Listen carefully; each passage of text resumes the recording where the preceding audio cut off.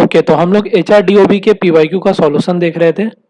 तो question number 1 और 2 का सॉल्यूशन देख चुके थे। क्वेश्चन नंबर 3 का सॉल्यूशन देखना है हमें। क्वेश्चन नंबर 3 क्या है? Discuss the errors that may take place in accessing employee performance. मतलब एम्प्लॉय के परफॉर्मेंस को इवेलुएट करने में कौन कौन सा एरर आ सकता है उसे बताना है। ठीक है, तो आंसर में लिखा है accessing employee performance can be subject to various errors and challenges. Here are some common errors that may occur. तो कुछ कॉमन एरर है, जो कि सबसे पहला है हेलो इफेक्ट।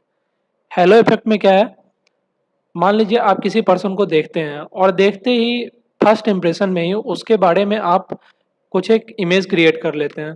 लाइक मान लीजिए आप देखते हैं वो हैंडसम है, तो आप इमेज क्रिएट कर लेते हैं वो हैंडसम है, तो वो इंटेलिजेंट भी होगा, वो काइंड भी होगा।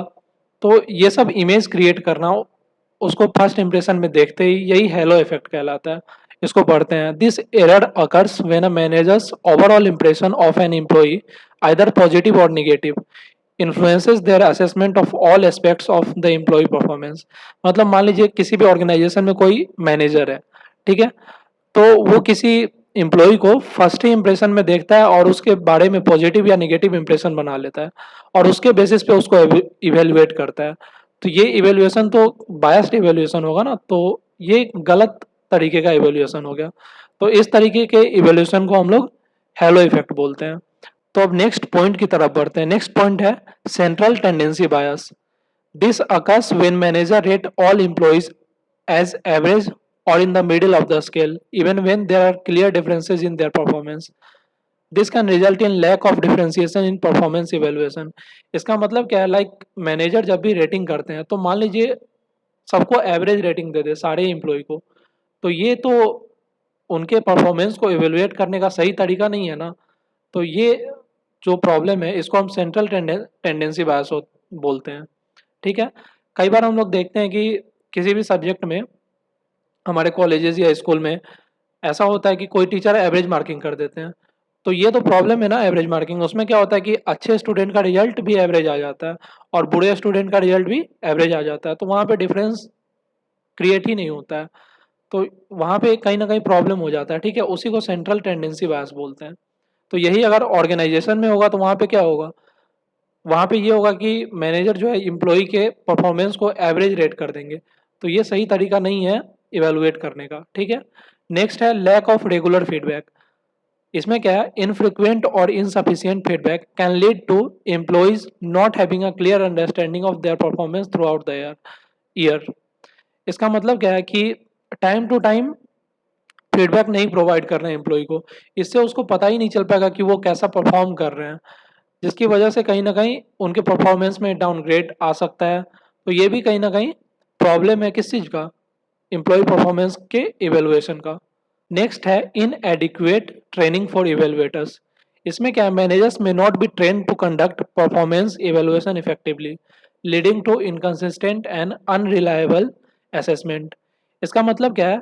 कई बार ऐसा हो सकता है कि मैनेजर ही अनट्रेंड हो, तो वहाँ पे इवेलुएशन सही से नहीं होगा ढंग से ना। तो यही इस पॉइंट का मतलब था।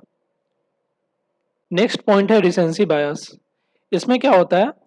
मान लीजिए कोई मैनेजर है, वो किसी भी एम्प्लॉय के परफॉर्मेंस को रेट कर रहा है, तो वो रिसेंट परफॉर्मेंस के बेसिस पे उसको रेट कर दे रहा है। जैसे मान लीजिए एम्प्लॉय ए हो गया और एम्प्लॉय बी हो गया, तो एम्प्लॉय ए रिसेंट में बहुत अच्छा परफॉर्म किया है और पहले अच्छा नहीं परफॉर्म कर रहा था, और एम्प्लॉय बी रिसेंट में अच्छा परफॉर्म नहीं किया और पहले अच्छा परफॉर्म कर रहा था। तो उसने एम्प्लॉय ए के परफॉर्मेंस को बेटर दिखा दिया, लेकिन ये तो सही नहीं है ना उसके परफॉर्मेंस को रेट करने का तरीका। तो यही जो प्रॉब्लम है इसको रिसेंसी बायस बोलते हैं। मतलब रिसेंट परफॉर्मेंस के बेसिस पे किसी को रेट करना रिसेंसी बायस कहलाता है। नेक्स्ट है लीनियंसी और स्ट्रिक्टनेस बायस। इसमें क्या होता है? कई बार ऐसे मैनेजर्स होते हैं जो कि बहुत ही लीनियंट होते हैं। लीनियंट मतलब बहुत ही इजी टाइप से रेट कर देते हैं, लाइक सबको ही 5 आउट ऑफ 5 रेट कर देंगे। तो वहां पे हम लोग कहीं ना कहीं डिफरेंस क्रिएट नहीं कर पाएंगे एम्प्लॉय के परफॉर्मेंस में।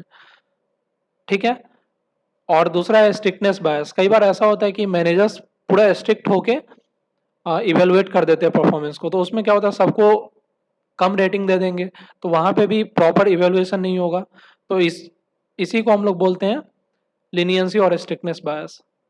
नेक्स्ट है कंफर्मेशन बायस। इसमें क्या है, मैनेजर्स माइट सीक आउट और pay more attention to information that confirms their pre concept notion about an employee rather than considering all available data. इसका मतलब क्या है, लाइक कोई मैनेजर है, वो उसने किसी एम्प्लॉय को देखा और उसने पहले ही उसके बारे में कुछ इमेज क्रिएट कर लिया, लाइक वो बहुत अच्छा होगा, ठीक है, और उसी के बेसिस पे बाद में उसको रेट कर देना। थोड़ा भी हिंट मिल गया कि हाँ वो अच्छा है तो उसने मान लिया कि हाँ वो अच्छा होगा। तो ये सही तरीका नहीं है इवेलुएट करने का। जब तक हम किसी को अच्छे से नहीं जानेंगे तब तक हम किसी को जज नहीं कर सकते हैं ना। तो ये प्रॉब्लम जो है ये आता है कंफर्मेशन बायस में।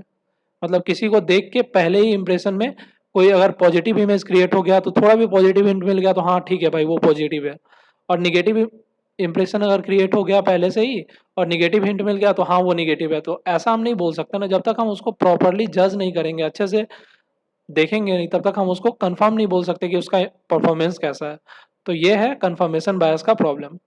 नेक्स्ट है unclear matrix.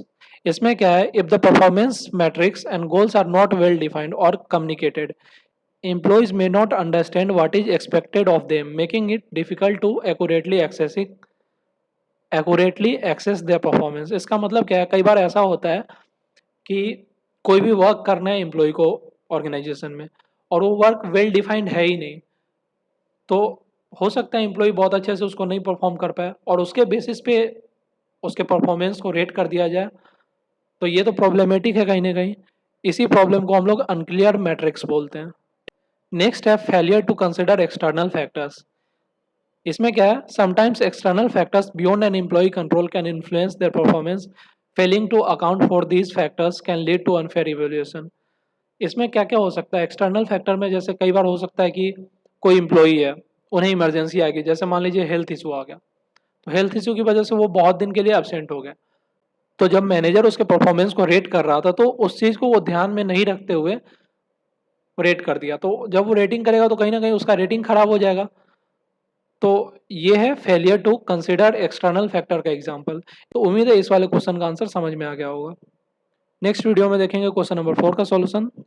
Till then keep learning.